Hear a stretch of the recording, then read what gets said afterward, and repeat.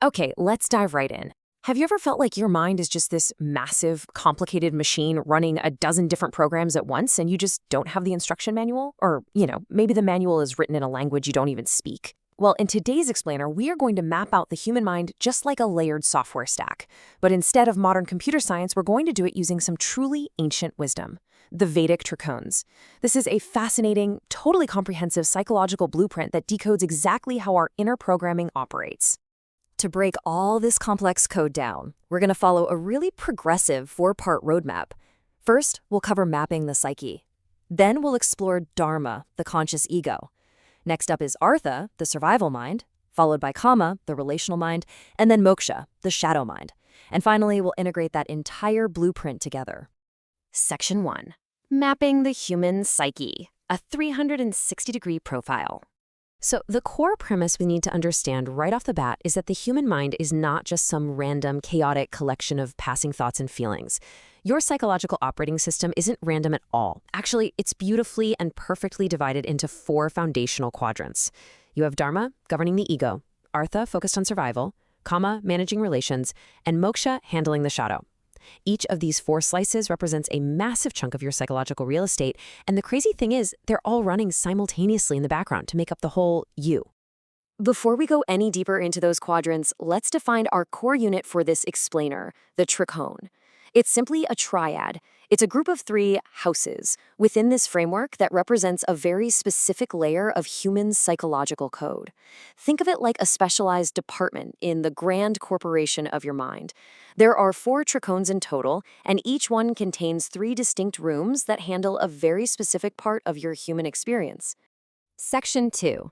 Dharma, the conscious ego, the mind's interface. Let's see how this builds conceptually. Think of Dharma as the user interface of your mind. It's the most forward-facing, obvious part of who you are.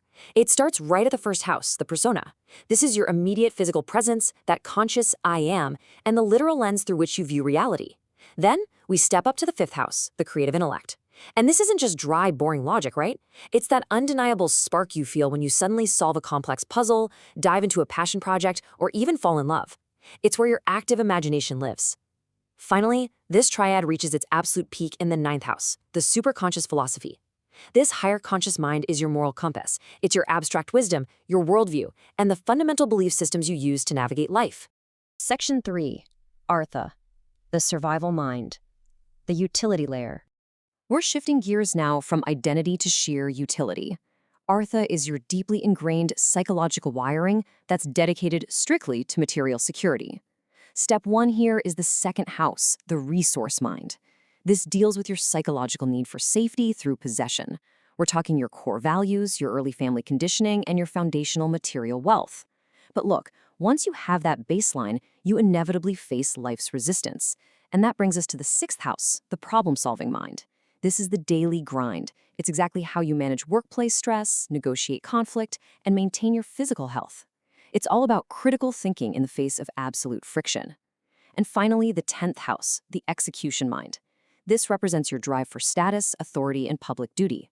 It is exactly how you project your competence out into society and leave a tangible mark. All of that utility leads us to a really fascinating question. Once survival is secured, how do we connect? Because once our material needs, our problem solving, and our status are firmly in place, the human mind doesn't just clock out for the day. It instinctively turns outward. We begin to seek out other people. Section 4. The relational mind, the networking layer. This social expansion kicks off in the 3rd house, the cognitive mind. This is the conscious processing of information. It's your everyday communication, your mental courage, and those rapid-fire, immediate interactions with your peers. It's the quick text message, the casual neighborhood chat, the easy exchange of ideas. As those connections deepen, we enter the 7th house, the mirror mind. Here, you psychologically project yourself onto an other. This house governs intimate one-on-one relationships, serious business partnerships, and how you negotiate personal boundaries when the stakes are really high. Eventually, we expand entirely outward to the 11th house, the collective mind. This is your mind branching into massive social networks, representing your highest hopes, your large social circles, and even sweeping humanitarian goals. Section 5. Moksha, the shadow mind, the back-end server. We are now entering the unseen, deeply mysterious, and subconscious layers of the mind. Now, what's really interesting here is the profound contrast between these two levels of our unseen world. On one hand, you have the fourth house, the personal subconscious. This is your emotional baseline. It's your childhood conditioning, maternal bonds, and your private comfort. It's essentially the psychological home where your most raw, foundational emotions sit safely. But then, we plunge much deeper into the eighth house, the deep collective shadow. This is the psychological basement. It governs hidden traumas, repressed taboos, secretive energies, and the intense, often incredibly difficult cycle of psychological death and rebirth. It's uncomfortable, sure, but this is where real transformative evolution happens. And right at the very bottom of this back-end server is the 12th house, the unconscious and ego dissolution. It is described so beautifully as the ocean of the infinite mind.